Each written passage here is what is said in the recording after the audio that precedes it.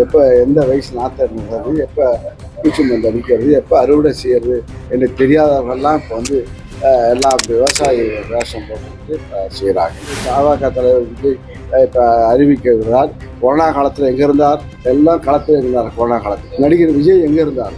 இது மக்கள் சிந்திக்க வேண்டும். 2 மணி வரை இப்போ டெய்லி அடிக்க விடுறார். ஏதோ கட்சியில் கூட்டணிக்கு இடம் கொடுப்பாங்களோ என்ற இதெல்லாம் சீட்டு போடுறாங்க. சீட்டு இடம் பிடிக்கிறாங்க.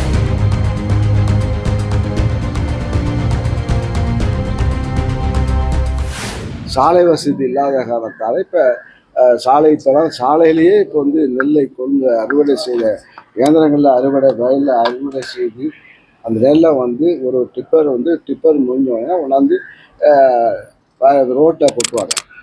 ரோட்டில் கொட்டிட்டு தான் அங்கேருந்து தான் எடுத்து போய் டிபிசிக்கு நெல்லை காய வச்சு டிபிசிக்கு எடுத்து போவாங்க.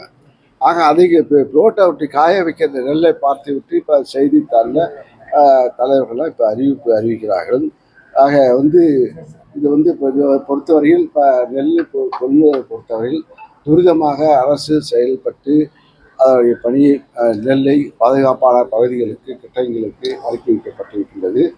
ஆக நடவடிக்கை முழுவீச்சில் நடைபெற்றிருக்கிறது. இப்போ கடலூர் மாவட்டத்தில் முழுமையாக முடிஞ்சு போச்சு, மயிலாடுதுறை மாவட்டத்தில் முடிஞ்சு போச்சு, நாகப்பட்டினத்தில் முக்கால்வாசி கிட்டத்தட்ட 10,000 ஹெக்டேர் தான் இருக்கின்றது.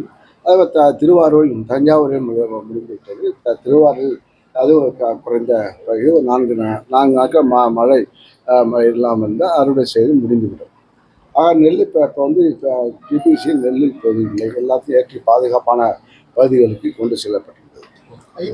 அது வந்து புது தலைவர்கள்லாம் உருவாக்குனதுக்கு மழையே முடிஞ்ச பிறகு நெல் எல்லாம் அப்புறப்படுத்தப்பட்ட பிறகு எப்படி நெல் நாற்று விடுறது, எப்போ விரை விடுறது, எப்போ நாற்று நடுறது, எப்போ எந்த வயசு நாற்று நடுறது, எப்போ பூச்சி மருந்து அடிக்கிறது, எப்போ அறுவடை செய்கிறது என்று தெரியாதவர்கள்லாம் இப்போ வந்து எல்லாம் விவசாய வேஷம் போட்டுக்கிட்டு செய்கிறார்கள்.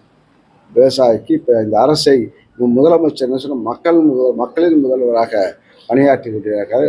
ஓய்வு எடுக்காமல் உழைத்து கொண்டிருக்கின்ற தலைவர். ஆகிய இப்போ இன்னைக்கு கூட பார்த்தா இப்போ திருநெல்வேலி, மதுரை இந்த தென் மாவட்டத்துக்கு சென்று அவர் தன்னுடைய பணியை ஆற்றி முதலமைச்சர் பணியாக கடந்த கால இபிஎஸ் 4 ஆண்டு காலம் முதலமைச்சராக இருந்தார். ஒரு சாதாரண தொண்டன் சொல்லுகின்ற முதலமைச்சர் இருந்து 4 ஆண்டு காலம் இருந்தார். அது எந்த மாவட்டத்தையும் அடிக்கி செல்லவில்லை. கொரோனா காலத்திலும் செல்லவில்லை. கொரோனாவில் முடிஞ்ச இப்போ விஜய் பாமக தலைவர் விஜய் இப்போ அறிவிக்கிறார். கொரோனா காலத்தில் எங்கே இருந்தார்?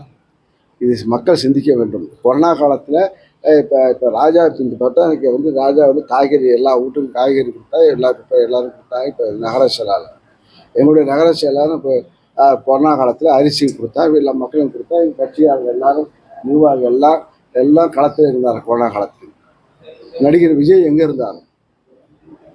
அப்போ வந்து அப்போ தான் களத்தில் காட்டணும். அப்போ தான் களத்தில் யார் மக்களுக்கு கஷ்டம் வருதோ, யார் கஷ்ட காலத்தில் யார் வந்து உதவி செய்கின்றார்களோ, பணியாற்றுகின்றாரோ அவர்களை மக்கள் தேர்ந்தெடுக்க இருப்பார்கள். அந்த அடிப்படையில் தான் முதலமைச்சர் பணியாற்றி கொண்டிருக்கிற தலைவராக இருக்கிறார்கள்.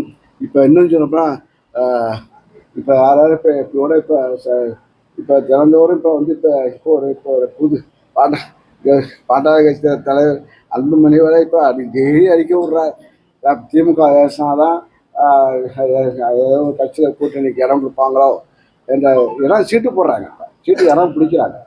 அதனால தான் எப்போ பார்த்தாலும் இப்போ முதலமைச்சர் வச்சா பேசுறது, அறிக்கை விடுறது, நெல்லை பற்றி பேசுறது, எல்லாத்தையும் பேசுறது. ஆக இப்போ நெல் ஒரு பேசும் பொருளாக ஆகிவிட்டது. ஆக இப்போ விவசாயிகள் பேசும் பொருள் ஆகிவிட்டார்கள். ஆக விவசாயிகளை இப்போ இந்த அளவுக்கு விழிப்புணர்ச்சி கொடுத்தது முதலமைச்சர் ஸ்டாலின் அவர்கள் தான். விவசாயிக்கு ஒரு மதிப்பு, இந்த இதில் விவசாயிக்கு மதிப்பு. பச்சை துண்டு யாரை போனாலும் இப்போ பச்சை துண்டை போட்டுக்கிறாங்க. இப்போ தலைவரெல்லாம் போய் பச்சை துண்டை போட்டுட்டு அங்கே வந்து விவசாயிக்கு கண்ணீர் வெடிப்பது போல அறிக்கை விடுறாங்க, போகிறாங்க. விவசாயிகளை பற்றி அரசியல் பண்ணுகின்றார்கள். ஆக விவசாயிகள் மதிக்கப்படுகின்றார்கள்.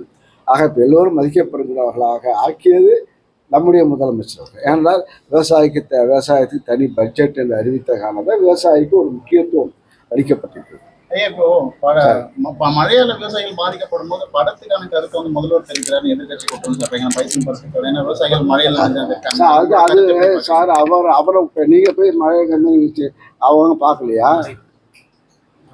அதுக்காக வந்து மழையை பார்க்கும்போது அது மழையை படியே அவர் முடிக்கின்றாங்க. படத்தை பார்க்க படத்துக்கு படத்தை நல்ல பாராட்டுவது என்பது தவறா? பாராட்டு செய்து யாரை வேணும் பாராட்டுவது, பாராட்டுவது நல்ல கருத்துக்களை நல்ல விஷயங்களை செய்கிறது பாராட்டுவது ஒரு மனிதனுடைய இயல்பு. அதான்.